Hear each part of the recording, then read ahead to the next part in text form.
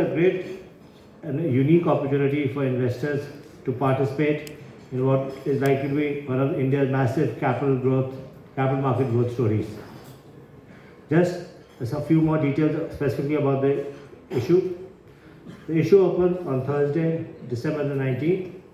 The issue closes on Monday, December the 23rd. Anchor is scheduled for Wednesday, December the 18th. The price band is from 269 to 283. The size of the issue is 840 crores at the upper end of the price band. It's 100% offer for sale. I would like now to seek your support to come in full participation in this issue. Now I would like to invite Mr. Mehta to share his thoughts with us.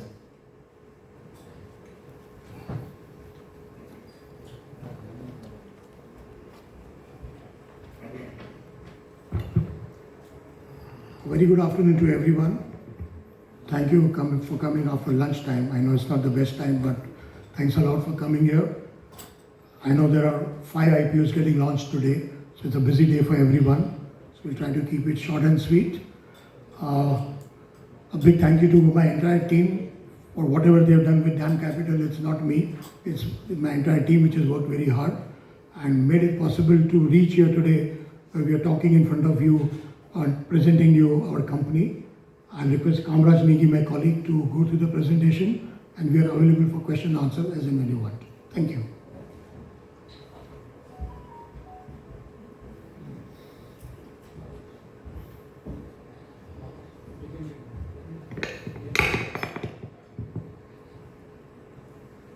Thank you, Dharmesh. A very good afternoon to all of you and a warm welcome to our press meet.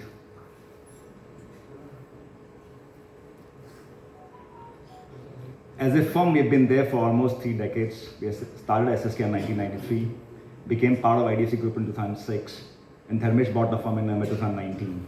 He renamed the firm to DAM Capital in June 2020, and since then we've been operating as DAM Capital. We are amongst the fastest full-service investment bank in terms of revenue CAGR between FY 2024. Team of 121 people, bringing in vast experience of transactions and relationships with expertise across sectors and products. What it really meant for us in the last 4 years, for our merchant banking business, completed 72 capital market transactions, 23 advisory transactions, which includes M&A, private equity. What it also means in March 24, we had a market share of 12.1% in terms of league table. That means ranked 6 amongst the active domestic or global banks in India. In our institutional equities business, we cover more than 76 stocks, 22 subsectors, and an active client base of 263, empaneled client base of 263. The experienced team of 121 includes 40 in merchant banking with 9 employees greater than 18 years experience. In our business, experience is the key element. In our research team, 29-member research team, 11 lead analysts with experience greater than 13.6 years. And again, amongst the most experienced broking team consists of sales team, which has got an average experience of 23 years. We've been able to deliver in such a strong performance in the last 4 years under the leadership of Dharmesh Mehta, a capital market veteran. He's been in this space for almost 25 years, built institutional equities platform for Enam Securities, led it as MD equities. When Enam Securities got bought by Axis Bank, moved with the firm got into Axis Capital. Before buying IDFC Securities, he was MD and CFO for Axis Capital. He left Axis to buy IDFC Securities and brings in humongous width and depth of relationship both on the private and public side, which the firm has been benefiting. I think one of the most proud things for us, amongst other things, is a very strong, distinguished, highly experienced board. Speaks volumes of the corporate governance practice we want to communicate. Mr. Nair, a very experienced, in the 7-member board, only 2 from the management, 4 independents and 1 from multiples. Mr. M.E. Nair, he serves on the board of KFin as chairman, ex-chairman MD of Union Bank of India Data Bank. Mr. Natarajan Srinivasan, independent director, he serves on the board of Godrej Agrovet and CAMS. Mr. Balram, independent director, he is MD for Godrej Agrovet. Mr. Rajan Chitle runs large law and audit firm. Nitya represents multiples and is again a couple of more marquee boards. Dharmesh and Jatin are part of the management team. Before I get into the DAM Capital story, I know some of these are hygiene slides, but let's just take you through because these influence our performance a lot.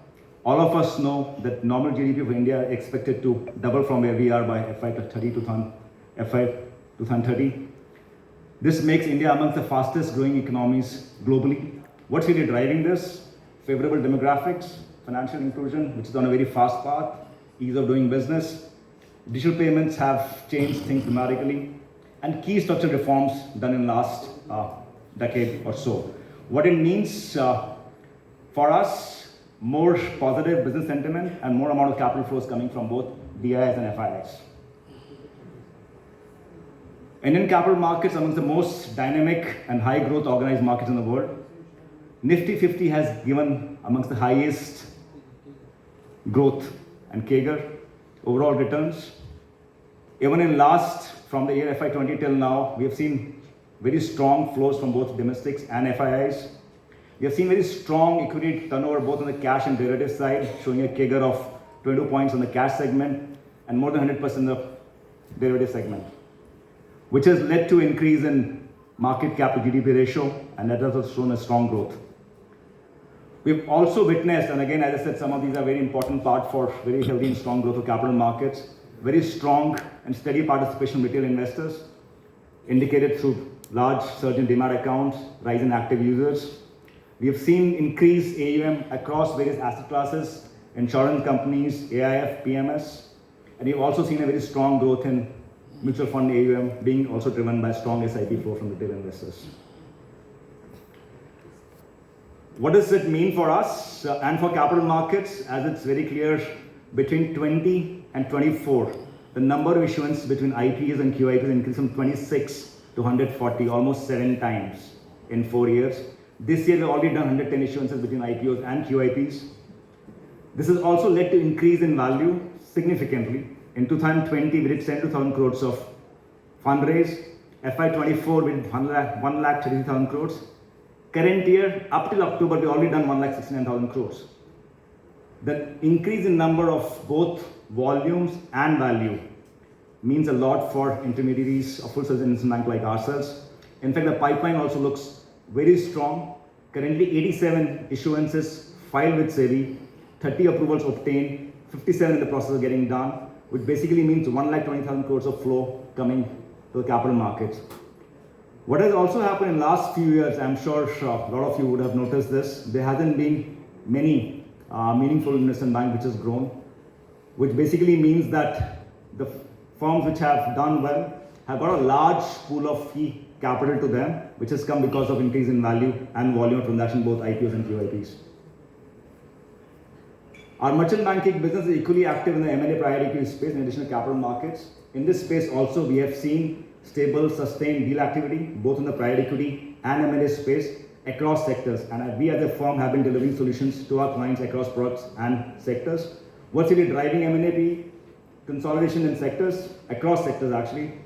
PE and VC making exits and investments, investors looking for disruptive models, companies divesting non-core assets, and the IBC. All of that led to increased deal activity in the M&A space. The other key vertical for our business, institutional equities, that also has seen significant growth in terms of equity cash turnover. As I said, 22.3% CAGR, significant CAGR in the derivatives segment, increased participation from financial institutions. Another key element which has increased in the capital markets are block deals, which again, FY20 was 52,000 crores, FY24, 1,47,000 crores, and this year already done 1 lakh crore. So increased amount of activity across product and capital markets.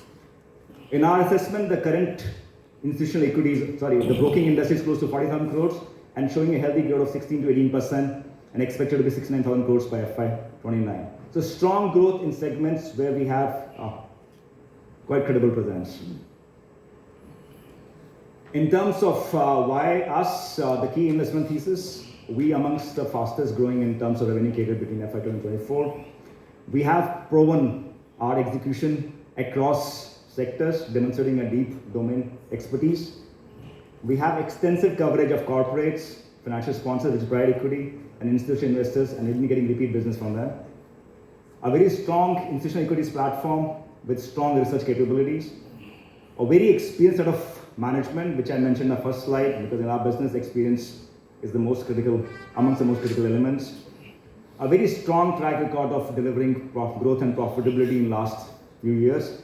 And we have a clear strategy going forward to continue to gain market share and grow in related fee-based businesses.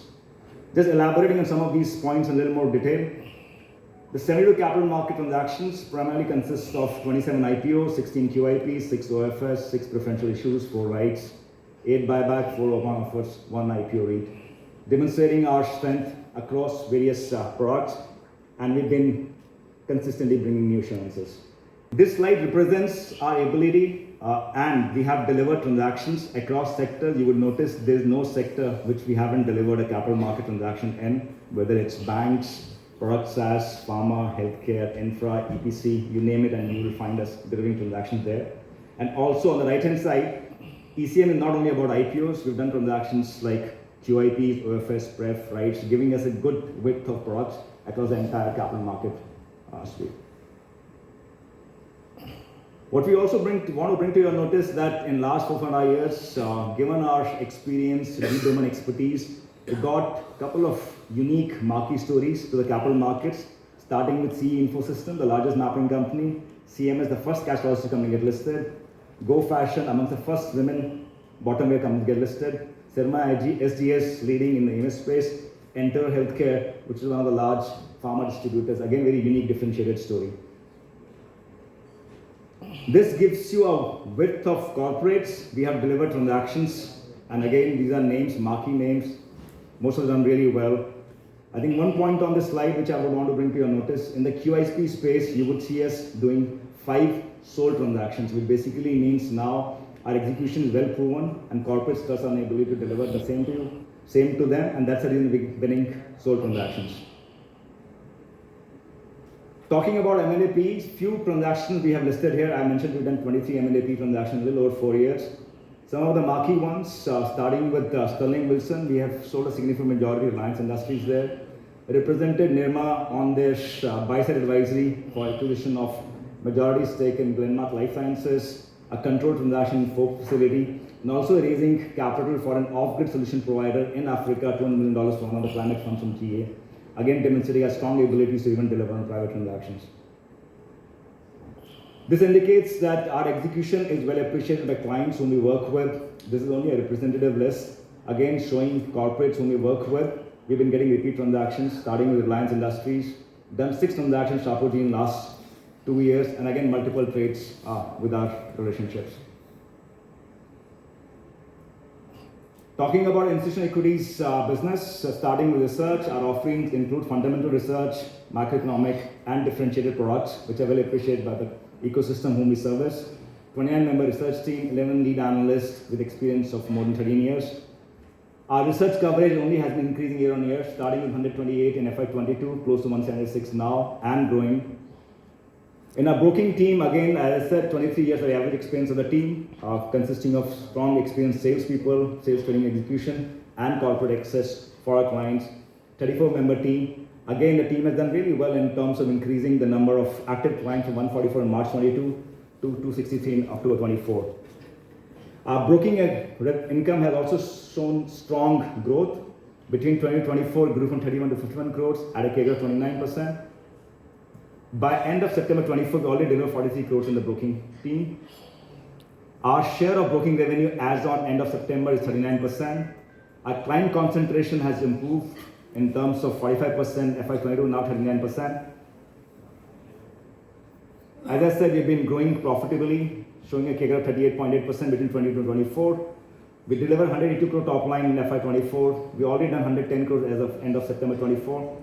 Our PAT was 71 crores in FY24. We already delivered 44 crores end of September 24. Very high return on equity and a cash, very high cash generating business. Our cash balance increased from 149.8 to 197.7 between March 24 and September 24. How do we see growth coming from here on? We'll continue to strengthen our competitive position. We'll continue to invest in the businesses, merchant banking and institutional equities. We will, I think this is something of a lot of focus for us. explore a strategic tie-up with a global bank who doesn't have an India presence, because we believe now we have large set of relationship and execution behind us to be the right partner for an M&A or a large global bank to make an India entry. We'll continue to add fee-based advisory business. Currently, we are more focused on capital markets, M&A, private equity. We know there are other revenue streams, the debt advisory, DCM, REIT, in which we don't have currently any presence. We'll build those. And we'll continue to invest in our talent pool, which is a key raw material for our business. Just further elaborating on these points, I basically mentioned this in the last slide, that we'll continue to go deeper in the sectors we cover, do more subsectors, increase our product offerings. We'll continue to be a fee-based advisory platform. We don't intend to take any balance sheet risk, whether it's lending or prop trading. We'll continue to add more stocks to our research coverage. And as I said, we'll continue to basically build complementary businesses. Coming to financials, our business has got very high operating leverage. Most of the investment in infrastructure and people is behind us. You will see our operating metrics only improving. FY24, we deliver 182 crore top line with a PAT of 70.52, with a PAT margin 38.7, cost to income of 47.55. If you look at the September 24 ending numbers, already deliver 110 crore top line. Our cost to income is improved from 47.5 to 46.5. Our PAT margin improved 38.7 to 29.95. This brings me to the end of our presentation. Happy to take questions.